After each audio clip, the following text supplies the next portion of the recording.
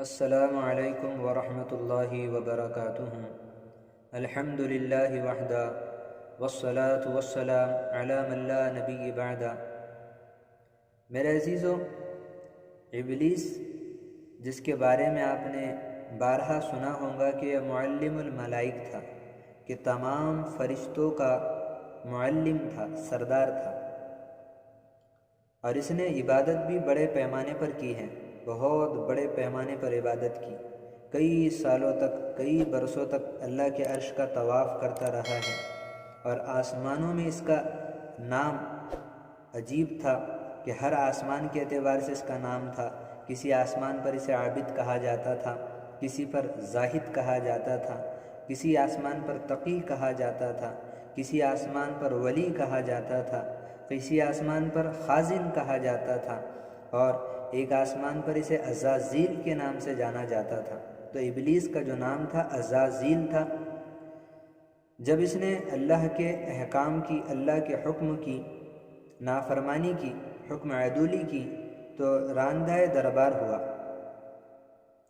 اور آتا ہے تفاسیر کی کتب میں کہ ابلیس 4 دفعہ چیخ کر، دہاڑے مار کر رویا ہے۔ نمبر 1، جب اسے اللہ نے دھتکارا، جب اس پر پھٹکار ہوئی اللہ کی جانب سے، اس دفعہ، یہ پہلی دفعہ چیخ و پکار کر، آہوزاری کر کر رویا تھا۔ دوسری دفعہ جب اسے آسمانوں سے زمین کی طرف پھینکا گیا، جنت سے نکال کر جب دنیا پر پھینکا گیا، اس دفعہ یہ رویا ہے۔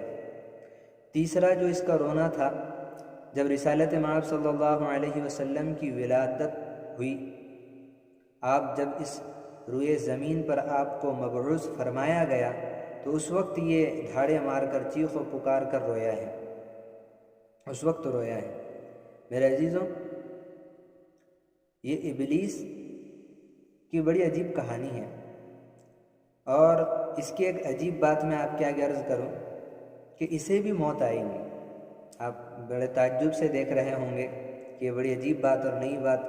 ہاں میرے عزیزو، ابلیس کو بھی موت آئے گی، کہ جب ساری کائنات فنا ہو چکی ہوں گی، ساری انسانیت ختم ہو چکی ہوں گی، دنیا کا نظام درہم برہم ہو جائے گا، تو پھر ملک الموت ابلیس کی طرف رخ کریں گے۔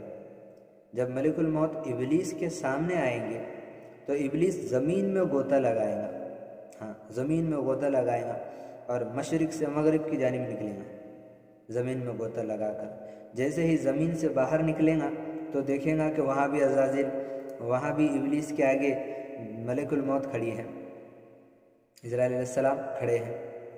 تو پھر دوبارہ سے غوطہ لگائے گا، اب اپنا رخ تبدیل کرے گا، چینج کرے گا، دوسری جانب کو نکلے گا۔ جیسے ہی نکلا، تو جیسے نکل کر باہر دیکھیں گا، تو پھر وہاں پر ملک الموت سے کھڑے نظر آئیں گے، تو پھر غوطہ لگائے گا، اور زمین کا رخ تبدیل کرے گا، اپنے چلنے کا رخ تبدیل کر کر زمین سے جیسے ہی باہر نکلے گا، پھر اس کے سامنے ملک الموت کھڑے ہوئے ہوں گے۔ اور اس کے پہلے کا ایک منظر ہے جو میں آپ کے آگے عرض کرتا چلوں، کہ جب ابلیس دیکھیں گا، ابلیس ایک وقت توبہ کرے گا، ابلیس بھی توبہ کرے گا۔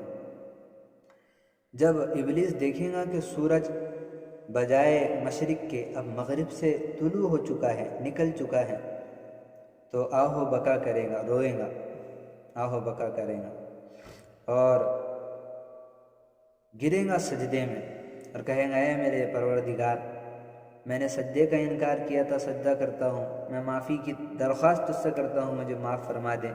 لیکن رسالت مآب صلی اللہ علیہ وسلم کی حدیث ہے کہ جب سورج مغرب سے طلوع ہو جائے گا، تو پھر توبہ کے دروازے بند کر دیے جائیں گے، اور مہر لگا دی جائے گی، کسی کی توبہ قبول نہیں کی جائے گی۔